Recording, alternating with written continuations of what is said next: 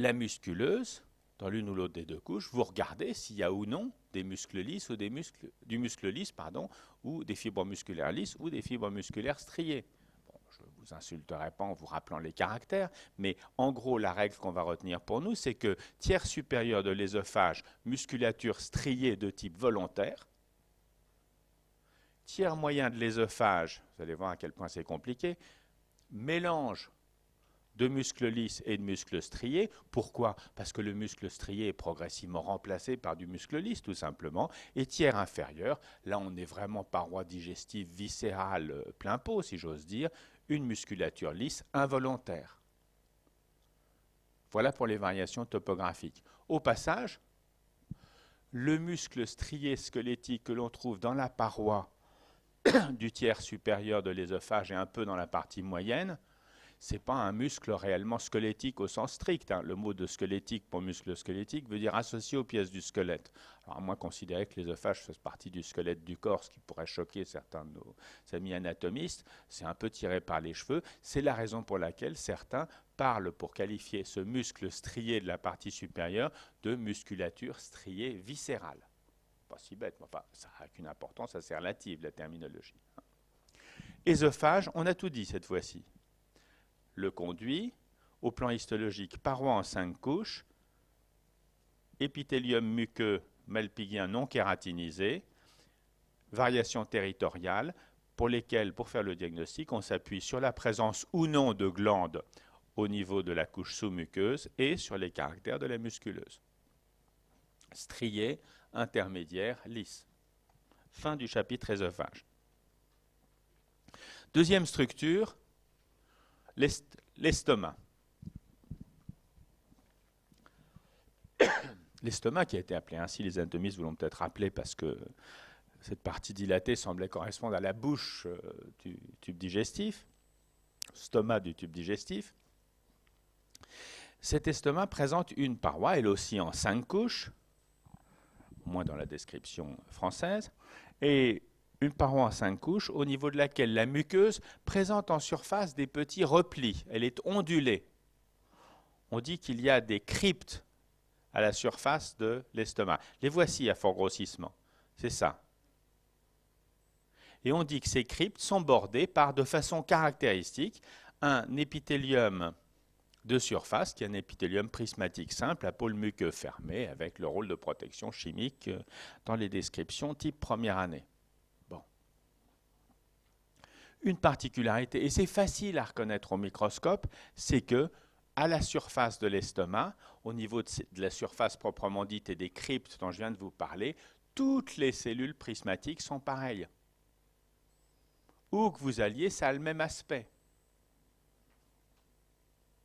Donc, une seule population cellulaire principale. Quand vous avez cet épithélium de surface, vous savez que vous êtes en présence d'estomac. Alors, là encore, il y a un certain nombre de points particuliers. Dans les points particuliers, il y a que dans certains territoires gastriques, la musculeuse est renforcée par une couche oblique, et c'est le seul endroit du tube digestif où la musculeuse est non pas en 2 couches, mais en 3 couches. Très bien, on l'a dit, on s'en est débarrassé. Mais surtout pour nous en histologie, il y a dans la paroi gastrique plusieurs territoires, enfin plusieurs, 2 territoires fonctionnels principaux. Ce qu'on appelle l'estomac fondique, fondus, hein, comme le fond, et ce qu'on appelle l'estomac pylorique ou encore anthropylorique.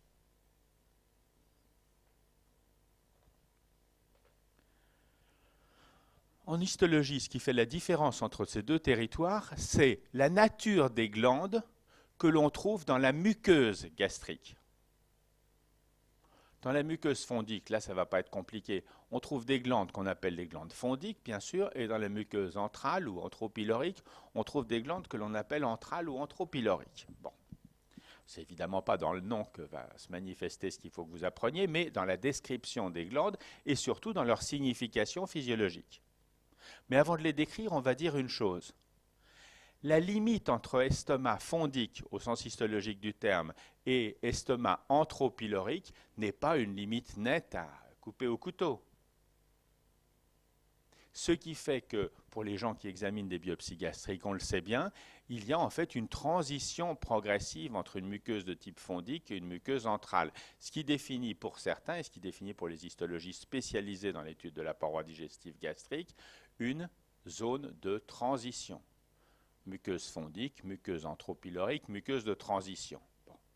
Pour nous, pour présenter les choses, on va décrire la muqueuse fondique et la muqueuse pylorique, en disant que les variations régionales de structure de l'estomac, en tout cas celles dont je veux vous parler aujourd'hui,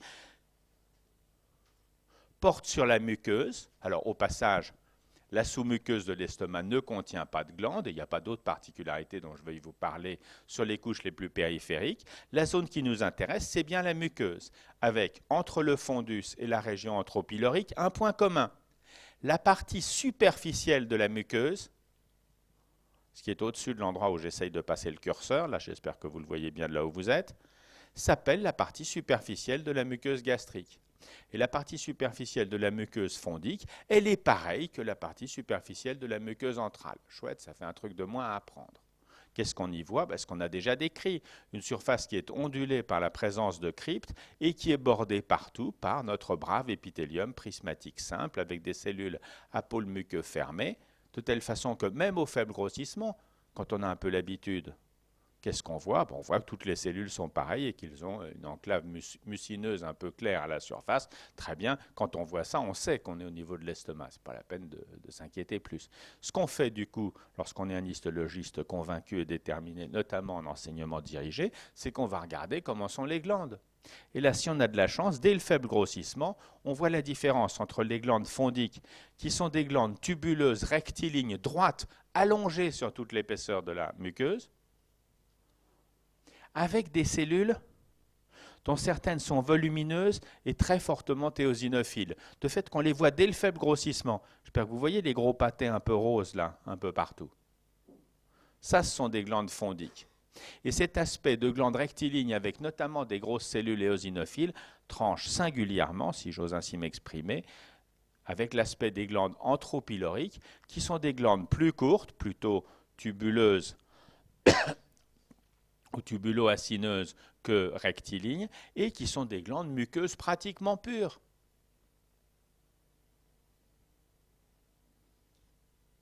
En résumé pour nous, les glandes anthropyloriques, elles sont pratiquement des glandes muqueuses pures, tandis que les glandes fondiques, elles sont plus complexes. Alors, insistons sur la structure de ces glandes.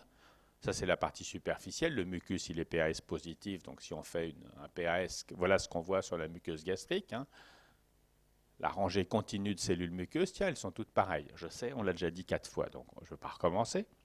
Le fond des cryptes, c'est une région qui est importante, c'est l'interface entre la surface et le reste, et on peut y trouver des éléments plus divers. C'est là en particulier que les bactériologues ou les cliniciens vous diront peut-être que peuvent se développer les germes qui s'appellent hélicobactères et qu'on peut les reconnaître quand on fait une biopsie gastrique. S'il y a une infection à Helicobacter pylori gastrique, avec ses complications potentielles, on peut trouver des amas d'hélicobactères dans le fond des cryptes, dans le mucus accumulé dans le fond des cryptes.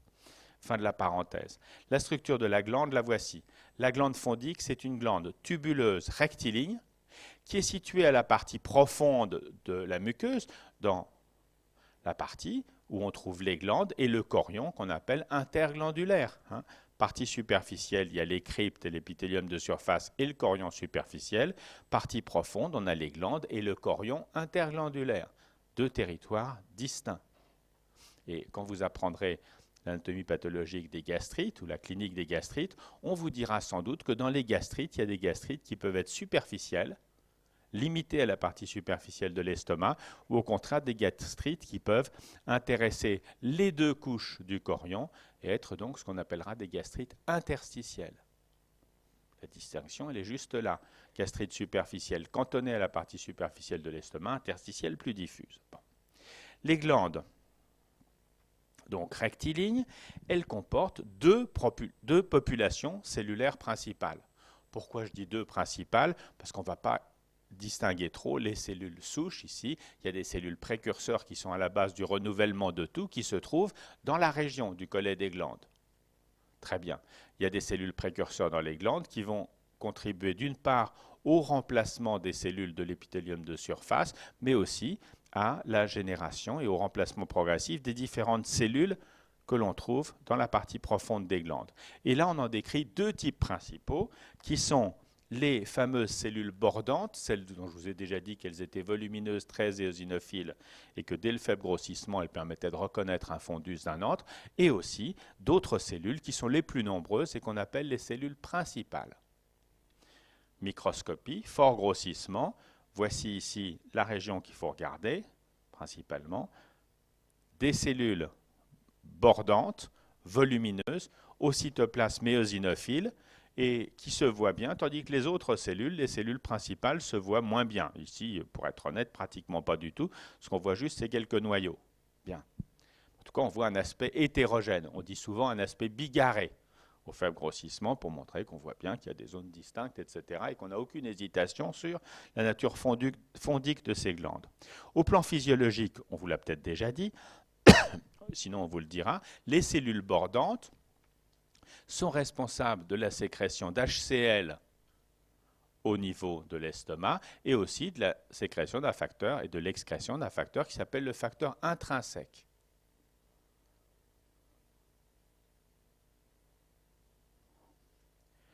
Les cellules à plus fort grossissement sont particulières, non pas parce que ce sont des cellules de type glandulaire, elles sont à la fois épithélium de revêtement et glandulaire, celles-là bien sûr au niveau de la paroi de la glande, mais parce qu'elles sont extrêmement riches en mitochondries, d'où l'aspect eosinophile observé au microscope sur les colorations de routine, et parce que leur sécrétion et leur excrétion s'accompagnent de quelque chose qu'on ne voit pas dans beaucoup de populations cellulaires, et qui fait que pour certains histologistes, c'est une espèce de petit modèle de glande unicellulaire, de glande exocrine unicellulaire. Dans leur cytoplasme, on voit une espèce de zone cavitaire avec des tas de micro-expansions cytoplasmiques qui forment à l'intérieur même du volume représenté par la cellule, ou du volume qui est délimité par la cellule, un réseau de canalicules sécrétoires, comme si la cellule elle-même avait en son sein un réseau de canaux excréteurs. Oui, c'est une cellule exocrine dont le produit de sécrétion, libéré ici ou là dans le système des canalicules excréteurs, va être drainé vers la lumière de l'estomac, ici, où donc l'acide chlorhydrique et le facteur intrinsèque libéré par l'activité de ces cellules va participer à la formation du liquide gastrique. Deuxième élément, à côté des cellules bordantes, existe une autre population principale, celle-ci par leur nombre, de cellules qui sont présentes au niveau donc, de la paroi des glandes fondiques, je dis bien, et qui sont les cellules principales, plus claires, plus classiques d'une certaine façon, des cellules qui sont quand même des cellules exocrines, pardon, un gros noyau vésiculeux actif, très bien, la cellule fonctionne. Des organites qui sont disposés selon une polarité particulière, là encore dans la cellule, avec des éléments du réticulum, du Golgi ici supranucléaire, et des grains de sécrétion qui s'accumulent à la partie superficielle du cytoplasme, comme on le voit ici sur la photo de microscopie électronique, à côté du schéma, correspondant à l'accumulation du pepsinogène qui est stocké dans ces vésicules avant d'être excrété sur un mode tout à fait classique, directement à la surface, par exocytose des vésicules, certainement, dans la lumière, selon un mode donc d'excrétion mérocrine tout à fait classique, hein, version, là encore, description balbutiante de première année. Glande fondique, si vous retenez rectiligne, cellule bordante, HCl, facteur intrinsèque, cellule principale, pepsinogène, vous avez retenu tout ce que je voulais que vous reteniez en histologie pour cette première année. Ça ne veut pas dire qu'il y ait tout, il y a aussi à côté de ces populations cellulaires d'autres éléments, et notamment des populations de cellules endocrines qui fabriquent un certain nombre de médiateurs de type hormonaux et que l'on peut mettre en évidence grâce à des techniques spéciales, notamment grâce à des immunomarquages contre tel ou tel facteur hormonal. Bon. Au passage, nous sommes au premier endroit du tube digestif où on parle de cellules endocrines dans la paroi des glandes. On va en trouver à tous les niveaux et il y a plusieurs populations de cellules endocrines réparties au sein de l'épithélium glandulaire des différentes glandes du tube digestif avec une fabrication locale dans le cadre des processus digestifs d'hormones qui vont intervenir soit à distance en passant par voie sanguine, soit localement dans la régulation de la digestion. C'est un sujet assez complexe. Pour nous aujourd'hui, on ouvre juste la porte. Il y a des populations de cellules endocrines associées au reste dans la structure de la paroi digestive.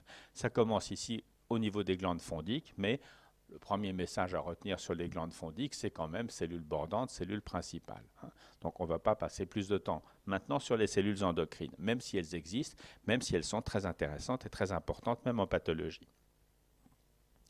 Deuxième territoire de l'estomac, alors que le fondu, c'est quand même plutôt la partie haute, la région anthropylorique. Je ne sais pas si en anatomie on y a insisté, mais la région anthropylorique, ici sur une coupe horizontale, passant par un estomac, c'est une région qui est non pas un territoire très limité, mais une région qui se caractérise progressivement par des modifications qui font passer l'estomac de la région antrale vers le pylore, vers la région pylorique et le début du duodénum.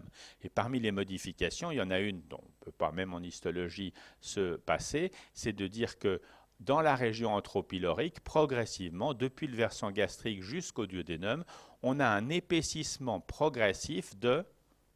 Vous devinez ce que c'est là où je passe ma flèche ici avec un anticorps antidesmine spécifique du muscle de... Vous savez que c'est spécifique du muscle desmine, hein, pas seulement du strié, du lisse. Donc là, ce qui est marqué un peu plus sombre, c'est de la desmine, la paroi musculaire de cet estomac. Et qu'est-ce qu'on voit? On voit que la partie interne de la musculeuse, elle s'épaissit progressivement ici pour aller former à la sortie de l'estomac ce petit relief qui s'appelle le sphincter pylorique. Sphincter égale accumulation de muscles dans la paroi d'un organe dont la contraction est capable d'augmenter la pression et ici de fermer la sortie de l'estomac quand ça doit être fermé. Tiens, au passage, dans le système musculaire, on a dû vous dire en physiologie, puisque j'ai intégré que vous aviez déjà eu le cours, qu'il y avait des sphincters à certains niveaux. Sphincter supérieur de l'estomac, encore appelé sphincter inférieur de l'œsophage, il existe physiologiquement, mais